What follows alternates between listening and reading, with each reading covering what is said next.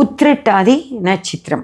உத்திரட்டாதி நட்சத்திரக்காரர்களுக்கு 2026 பரபவ வருடம் திருமணம் நடத்தி வைக்குமா அப்படின்னு கேட்டால் கண்டிப்பாக நடத்தி வைக்கும்.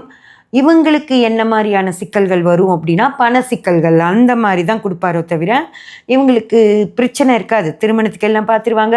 ஆனால் அதுக்கான செலவுகளுக்கான தொகை கையில் இல்லாமல் கொஞ்சம் வெயிட் பண்ணி திருமணம் பண்ணிக்கலாம் அப்படிங்கிற மாதிரி ஏதாவது இருக்கலாம். இப்போ பொண்ணு வீட்டில் இவங்களுக்கு சீரெல்லாம் செய்யணும் இல்லையா, அவங்க கொஞ்சம் எங்களுக்கு டைம் வேணும் அப்படின்னு கேட்பாங்க.